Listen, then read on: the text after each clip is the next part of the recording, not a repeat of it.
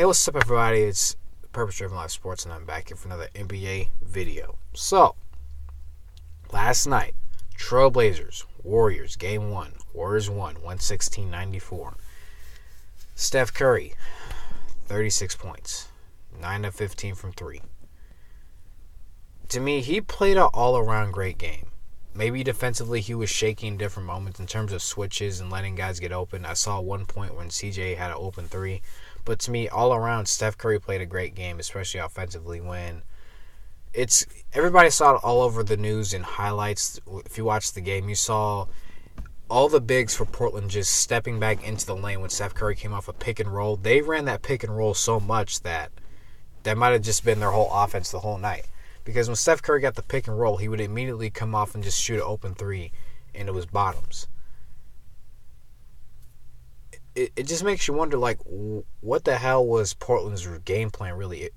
And I saw that Enes Kanter said the game plan was to sag off. Why the hell would you sag off of a Stephen Curry? Klay Thompson was also getting open shots off of catch and shoot, off of screens, down screens, coming off. It was kind of ridiculous what I saw Portland doing. And what kind of irritated me was everybody hyped up this matchup because to me it was going to be exciting, but everybody was like, Portland could really make this a series, which I picked Warriors in 6 because I think Portland could have got, 2 home games. I don't think Portland's going to steal. And people keep saying, don't count out Portland, they could steal one tomorrow night. Well, I'm just going to tell you guys this because everybody kind of seems to forget. CJ McCollum and Damian Lillard aren't great defenders. I don't know why anybody thought that, but they're not great defenders. They are a great shooting backcourt. They're great offensively. They're one of the best backcourts, I think, of all time in terms of scoring. Maybe all time is a bit much, but defensively, did anybody hear anything that I didn't hear? Because I didn't hear anything about their defensive prowess. I didn't hear anything about them being great perimeter defenders. These aren't guys who you are scared of in terms of defense and offensively. Just offensively, they're guys you're scared of because they can go for 50-plus together. Defensively, they're not great. So let's pump the brakes on how great these guys really are, because I'm not saying they're not great. Don't get me wrong. I'm just saying, to me, I saw this coming. Because as good as they are scoring-wise, and pretty much they got shut down last night, when they're not scoring, they're not two guys in CJ McCollum and Damian Lillard who can go on the defensive end and make plays. They're guys who kind of really rely on their offense to kind of set the tone for themselves, and then they can go make plays in different moments. But they're not guys who set the tone defensively. That's not their game. So that's one critique I have of what people were saying, especially on ESPN, Fox, is just that pump the brakes. Let's not overhype this series. Let's not make these guys bigger than they really are. To me, it's going to still be a great series. But when you got Klay Thompson, who is a great backcourt defender, and then you got Steph Curry, who's a willing defender, sometimes I see CJ and Dame who can play good defense at times. They're not always the most willing. To me, Steph Curry is always making an effort, which to me at times he's just not willing to reach because that's kind of a detriment. But we've talked about that before. The pick and roll situations is really one of the main things Portland's going to have to correct, and the turnovers. The only thing, to me, what really kept them in the game was the fact that the Warriors just kept fouling, and the fact that they kept allowing offensive rebounds. If they were crashing the boards, especially Golden State on the defensive glass, not fouling and playing solid defense, to me, this could have been a 30 to 40 point blowout because of how great Golden State was offensively. To me, there was no moment in the game where they had an offensive letdown or they had offensive lapses. The whole game, they were scoring and getting what they wanted. And to me, you could say Portland can make adjustments. What adjustments can you make? Because if you want to bring the big up off of the pick and roll, Steph Curry is a great driver and finisher. So then you have to bring a help defender once that guy who's guarding the screener comes up, and then that leaves another guy open in the corner. So now you're playing with fire. You see, this is why Golden State's offense is so great. And to me, they're a better team with KD, but without KD, it's so harder to defend.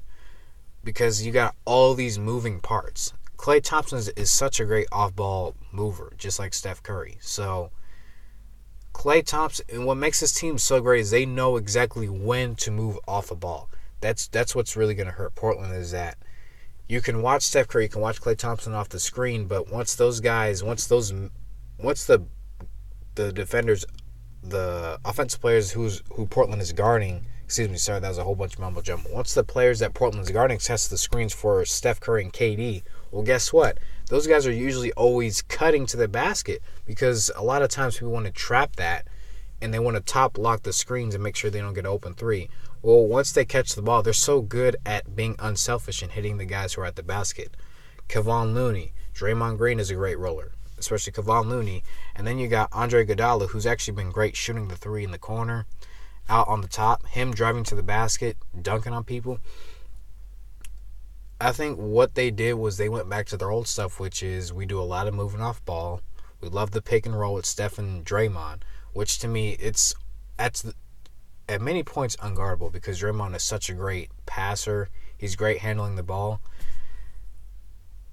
I'm not sure what Portland's going to do. And I don't know if there's a lot they can do, because you can say that the bigs need to step up. Well, guess what? The guy, Draymond is, like I said, he's a great roller to the basket. Steph Curry, to me, he loves it when you double team him, because then Draymond gets the ball. Draymond loves to pass the ball, loves to drive to the basket. Draymond is so great at creating opportunities for everybody else and creating opportunities when they're not there for himself and others. So I think that's all I can really say, is that even though Portland, they did a great job in staying in the game at moments. They were only down by 13 until Klay and Steph at the end of the game got hot. Golden State just played excellent defense all night. If Golden State can eliminate fouling and they can close out possessions by getting defensive rebounds, they can actually make this probably a sweep, because they're playing great defense on Dame and CJ. That's just what I'm seeing. But this is only game one. For Portland, if I could say one thing, is that you're going to have to be careful if you want to have that guy come up. There's a certain point to where I think he can come up on screens, because if you get too close to Steph Curry and you want to trap him, well, then Draymond's got a whole bunch of options. Portland's just going to have to stop turning the ball over, and they're going to have to get, to me, replace a turnover with a shot. If you're missing shots but you're not turning the ball over, that's still semi-transition, but that helps you kind of set your defense. When you're turning the ball over, it's always going to be a 2-on-1, 3-on-2, or a 4-on-2, because there's always going to be that outnumbering thing. Steph Curry, when he sees a turnover, he's usually looking to outlet to anybody who's racing down the floor, which is usually Klay Thompson. What you saw many times during last night's game was he was outletting the Klay Thompson who was getting out early because of the turnovers. So Portland, replace turnovers with good shots, mid-range shots, like which you have been doing with Rodney Hood. Sorry, I forgot his name. Rodney Hood's been doing a great job. And to me, if you're replacing shots with mid-range from Rodney Hood and CJ, getting Dame open shots from three, which is going to be hard and tough because Golden State is such a great team in pick and roll, and especially getting out off the screens and making sure that guys are neutralized, that's going to be tough for them. But just replacing turnovers with shots is going to help you getting to the basket, still getting to the free throw line as well. They're doing a great job at that. Here's one thing I also wanted to say this as well. Zach Collins is a great young player, but let's not. Golden State has energy guys that they bring off the bench too, as in Jordan Bell. To me, he played good minutes last night, and Kevon Looney. So let's not act like Golden State can't match the energy of Zach Collins when he comes in. I mean, this is going to be a great series, but what I want everybody to notice is that Golden State can match anything that Portland can do. Bring in Zach Collins. They can bring in Jordan Bell. They can bring in Kevon Looney. They can even bring in a guy in Andrew Bogut, who people say is not a great rim protector anymore. Well, he's a guy who just stands in the way of people. So let's not forget that. And he's still a good rebounder. But that's going to do it for this video. This is my analysis on Game 1 and stuff that's going to go on during the series. To me, this is, even though the game wasn't close in the end, it actually was a closer game because Portland, even though they had over 20 turnovers, they got over 25 free throws, which can make up for that because you're slowing the game down. So that part Portland did well. But like I said, for Portland, you got to replace shots. You got to replace turnovers with shots. At least get a shot up instead of turning the ball over. And Golden State just got to keep doing what they're doing and just make sure that if Portland wants to have a man come up on pick and rolls, just got to dump it to the roller and take advantage of that. And I think Golden State has that in mind because everybody keeps talking about it. Well, Steve Kerr, who does not get a lot of credit, he's great at making adjustments. So got to remember that. But thank you guys for listening. This is my breakdown on the series so far after Game 1. What's going to go on so far in the series.